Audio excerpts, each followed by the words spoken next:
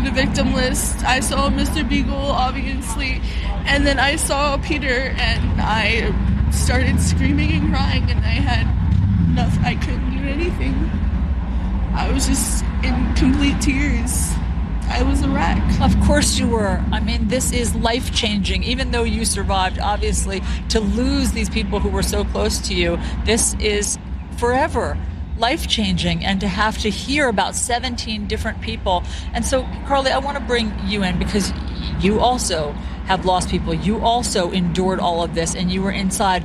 And so when people like, this conservative firebrand, Tomi Lahren, tell you how you should feel and what you can talk about today. Let me read the tweet that got you upset from Tomi Lahren. It says here, can the left let the families grieve for even 24 hours before they push their anti-gun owner agenda? My goodness, this isn't about a gun, it's about another lunatic.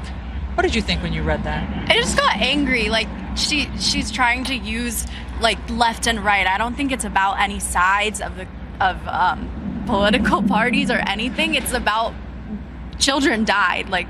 It doesn't matter what side of the gun control argument you're on. People are dead.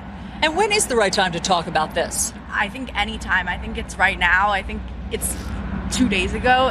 We have to talk about it because it's already too late to change.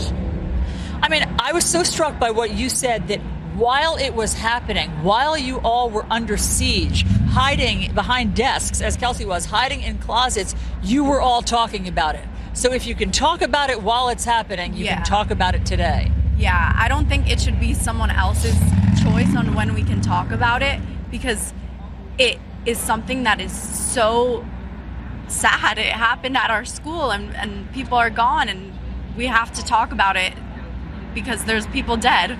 And there's been people dead because of this, for shooting after shooting. I mean, this is, by the way, how people process trauma. They talk about it. Mm-hmm. Here's what you tweeted back to Tomi Lahren. I was hiding in a closet for 2 hours. It was about guns. You weren't there.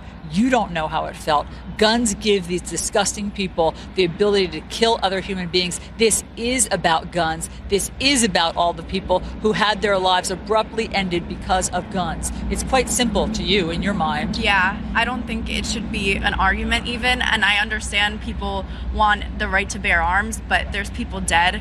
And I think that's more important than the right to bear arms, because we're protecting ourselves from this amendment. Sort of. Is this a tough conversation to have in Florida? A lot of people have guns in Florida. Obviously, there's a gun culture. Is this a tough conversation to have here?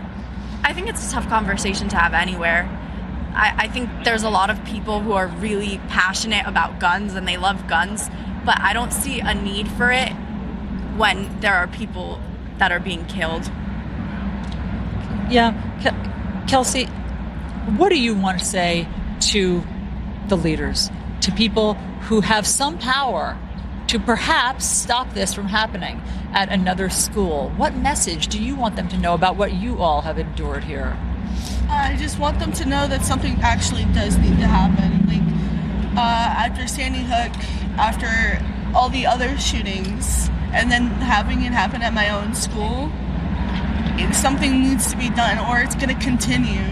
Because I understand people are crazy, but guns in crazy people's hands is deadly.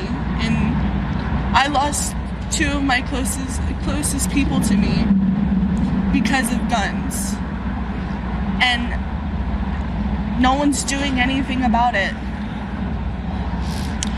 What do you want us to know about Peter? Peter was very funny.